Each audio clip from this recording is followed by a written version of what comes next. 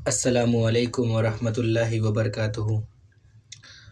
آج کے اس دوسرے درس میں ہم لوگ سیرت النبی کوئز کا سوال جواب پڑھیں گے۔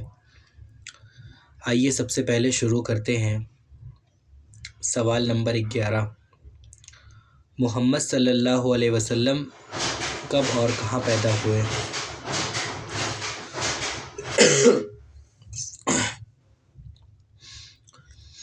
محمد صلی اللہ علیہ وسلم 9 ربیع الاول سوموار کے دن مکہ میں پیدا ہوئے۔ آپ صلی اللہ علیہ وسلم کی پیدائش کے سلسلے میں علماء کے درمیان اختلاف ہے۔ بہت سارے لوگ 9 ربیع الاول کہتے ہیں، بہت سارے لوگ 12 ربیع الاول کہتے ہیں۔ ہم لوگوں کو اس اختلاف میں نہیں جانا ہے۔ ہم لوگوں کو جو چیز کتاب میں لکھی ہوئی ہے، اس کمپٹیشن کو پاس کرنے کے لیے ہمیں اس چیز کو لکھنا ہے۔ اختلاف جب آپ بڑے ہو جائیے گا، سمجھدار ہو جائیے گا، تب آپ علماء کی باتوں کو دیکھیے گا، ان کے دلیلوں کو سمجھیے گا، ان کی باتوں کو پڑھیے گا، پھر آپ کو جو ٹھیک لگے گا آپ اس پر عمل کریے گا۔ ابھی کے لیے آپ کے لیے بس اتنا جان لینا مناسب ہے کہ اس سلسلے میں علماء کے اختلاف ہیں۔ کچھ لوگوں نے 12 کہا ہے اور کچھ لوگوں نے 9 بھی کہا ہے۔ سوال نمبر 12، محمد صلی اللہ علیہ وسلم کے والد اور والدہ کا کیا نام تھا؟ یہ بہت آسان سوال ہے۔ آپ صلی اللہ علیہ وسلم کے والد کا نام عبداللہ تھا اور آپ کی والدہ کا نام آمینہ تھا۔ سوال نمبر 13، محمد صلی اللہ علیہ وسلم کے والد اور والدہ کی وفات کے وقت آپ کی عمر کتنی تھی؟ جب آپ صلی اللہ علیہ وسلم کے والد کا انتقال ہوا تو آپ کی عمر کیا تھی؟ اور جب آپ کی والدہ کا انتقال ہوا اس وقت آپ صلی اللہ علیہ وسلم کی عمر کیا تھی؟ تو والد کا انتقال تو آپ صلی اللہ علیہ وسلم کی پیدائش سے پہلے ہی ہو گیا تھا۔ آپ صلی اللہ علیہ وسلم ابھی اس دنیا میں نہیں آئے تھے۔ آپ صلی اللہ علیہ وسلم اپنی ماں کے پیٹ میں تھے، آپ صلی اللہ علیہ وسلم کے والد کا انتقال ہو گیا، اور آپ کی والدہ کی وفات کے وقت آپ کی عمر 6 سال تھی، اور جب آپ صلی اللہ علیہ وسلم کی عمر 6 سال ہوئی اس وقت آپ صلی اللہ علیہ وسلم کی ماں کا بھی انتقال ہو گیا۔ یہ بات یاد رکھیے گا کہ جب ماں کا انتقال ہوا اس وقت آپ صلی اللہ علیہ وسلم کی عمر 6 سال تھی۔ محمد صلی اللہ علیہ وسلم کے دادا کا کیا نام تھا اور ان کی وفات کے وقت آپ کی عمر کتنی تھی؟ محمد صلی اللہ علیہ وسلم کے دادا کا نام عبد المطلب، یہ نام اچھے سے یاد رکھیے گا، عبد المطلب تھا، اور ان کی وفات کے وقت آپ کی عمر 8 سال 2 مہینہ 10 دن تھی۔ محمد صلی اللہ علیہ وسلم کی والدہ اور دادا کے وفات کے بعد آپ کس کی سرپرستی میں رہے؟ جب آپ صلی اللہ علیہ وسلم کے ابو کا نہیں تھے تو آپ صلی اللہ علیہ وسلم آپ کے دادا کی سرپرستی میں تھے، آپ اپنی دادا کی سرپرستی میں تھے، اور جب دادا کا انتقال ہو گیا تو آپ صلی اللہ علیہ وسلم اپنے چچا ابو طالب کی سرپرستی میں آ گئے، ابو طالب کی سرپرستی میں رہنے لگے۔ نکاح کے وقت محمد صلی اللہ علیہ وسلم اور حضرت خدیجہ رضی اللہ عنہا کی عمر کتنی تھی؟ نکاح کے وقت آپ صلی اللہ علیہ وسلم کی عمر 25 سال تھی اور حضرت خدیجہ رضی اللہ عنہا کی عمر 40 برس تھی۔ ٹھیک ہے۔ سوال نمبر 17، محمد صلی اللہ علیہ وسلم کو نبوت کب اور کہاں ملی؟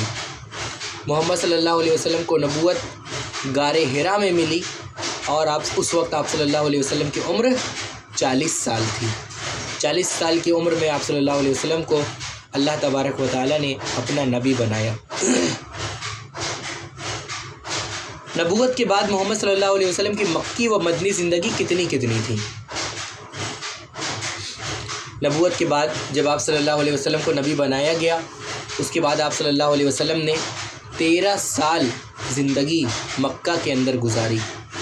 40 سے لے کر 53 سال تک آپ صلی اللہ علیہ وسلم نے اپنی زندگی مکہ کے اندر گزاری، اور 10 سال کی زندگی آپ صلی اللہ علیہ وسلم نے مدینہ میں گزاری۔ تو مکی زندگی 10 سال ہے اور مکی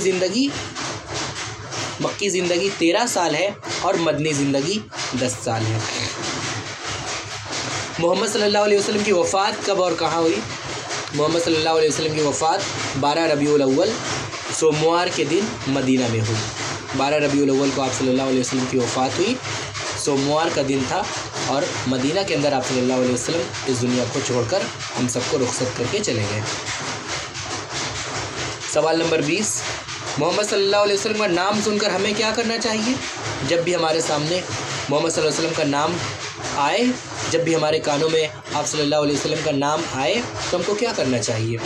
मोहम्मद सल्लल्लाहु अलैहि वसल्लम का नाम सुनकर हमें दरूद भेजना चाहिए, आप सल्लल्लाहु अलैहि वसल्लम पर दरूद पढ़ना चाहिए और हम सल्लल्लाहु अलैहि वसल्लम भी कह सकते हैं। इस पर हमें 10 नेकियां मिलती हैं। ये हुई सीरतुन नबी क्विज़। चलिए कुरान मजीद क्विज़ भी पढ़ लेते हैं। हमारे पास वक्त बहुत ज़्यादा नहीं है, हमको जल्दी जल्दी क्वेश्चन को याद करना है। कल मैंने 10 सवाल पढ़े थे, आज मैं इंशाअल्लाह 20 सवाल पढ़ूँगा, क्योंकि हमको दुआ भी पढ़नी है। अभी दुआ आप लोग याद करते रहिए, अगर मौका मिलेगा तो दुआ के भी वीडियो ग्रुप में भेजे जाएंगे। कुरान मजीद क्विज़। कुरान क्या है और किस पर और क्यों नाजिल हुआ? कुरान अल्लाह का कलाम है, यानी अल्लाह की बात है, और हमारे पैगंबर हज़रत मोहम्मद सल्लल्लाहु अलैहि वसल्लम पर लोगों की हिदायत के लिए नाजिल हुआ। इस कुरान के ज़रिए अल्लाह तबारक व तआला लोगों को हिदायत देता है। सवाल नंबर 22, कुरान मजीद पर ईमान लाने वाले और ईमान ना लाने वाले को क्या कहते हैं? जो आदमी कुरान मजीद पर ईमान लाता है उसको हम क्या कहते हैं? जो आदमी कुरान मजीद पर ईमान लाता है हम उसको मुसलमान कहते हैं, और जो मुसलमान नहीं होता, जो कुरान मजीद पर ईमान नहीं लाता, हम उसको काफिर कहते हैं। कुरान मजीद पढ़ने से क्या फ़ायदा है? कुरान मजीद का एक एक हर्फ पढ़ने पर हमें 10 नेकियां मिलती हैं। अल्लाह के रसूल सल्लल्लाहु अलैहि वसल्लम की हदीस है, मन करा हरफम मिन किताबिल्लाहि फलहू बिही हसना वल हसनतु बि अशरि अमसालिहा ला अक़ूलु अलिफ लाम मीम हरफुन वलाकिन अलिफुन हरफुन लामुन हरफुन व मीमुन हरफ। अल्लाह के रसूल सल्लल्लाहु अलैहि वसल्लम कह रहे हैं, मन करा हरफम मिन किताबिल्लाहि फलहू बिही हसना, जिसने कुरान मजीद का एक हर्फ पढ़ा उसके लिए एक नेकी है। वल हसनतु बि अशरि अमसालिहा, और वो एक नेकी 10 नेकियों के बराबर है। अल्लाह के रसूल आगे कह रहे हैं, मैं ये नहीं कहता कि अलिफ लाम मीम एक हर्फ है, बल्कि अलिफुन हरफुन लामुन हरफुन मीमुन हर्फ। अलिफ एक हर्फ है, लाम दूसरा हर्फ है और मीम तीसरा हर्फ है। यानी किसी ने अगर अलिफ लाम मीम पढ़ा तो उसको 3 नेकियां मिलेंगी, और वो 3 नेकियां 30 नेकियों के बराबर होंगी। कुरान मजीद में कितने पारे, कितनी सूरतें और कितने सजदे हैं? कुरान मजीद में 30 पारा है, सारे लोग जानते हैं 30 पारा। 114 सूरतें हैं, सूरह बकरा, सूरह आल इमरान, सूरह निसा, सूरह नास तक 114 सूरतें, और कुरान मजीद के अंदर 15 सजदे हैं। कुरान मजीद किस महीने में और किस रात में और कितनी मुद्दत में नाजिल हुआ? कुरान मजीद रमज़ान के महीने में नाजिल हुआ। किस रात में?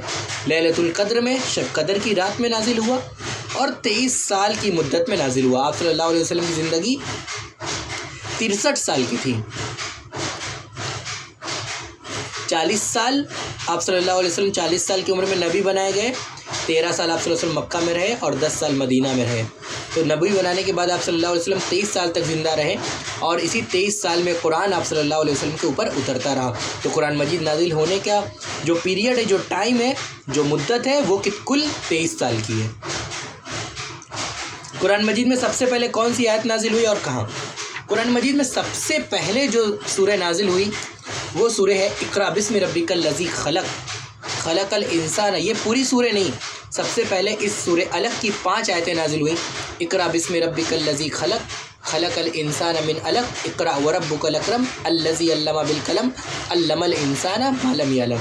ये कुरान मजीद में सूरह अलक़ की 5 आयतें सबसे पहले नाजिल हुई, और उस वक्त आप सल्लल्लाहु अलैहि वसल्लम गारे हिरा में थे।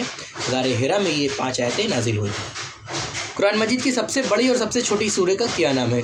कुरान मजीद की सबसे बड़ी सूरह बकरा है, और सबसे छोटी सूरह का नाम सूरह कौसर है। इन्ना आतैनाकल कौसर फसल्लि लिरब्बिका वन्हर इन्ना शानियका हुवल अबतर। कुरान मजीद की वो कौन सी सूरह है जिसको 3 मरतबा पढ़ने पर पूरे कुरान का सवाब मिलता है? قرآن مجید کی وہ کون سی سورہ ہے جس کو 3 مرتبہ پڑھنے پر پورے قرآن کا ثواب ملتا ہے؟ وہ سورہ اخلاص ہے، سورہ اخلاص۔ قل هو اللہ احد اللہ الصمد لم یلد ولم یولد ولم یکن لہ کفوا احد۔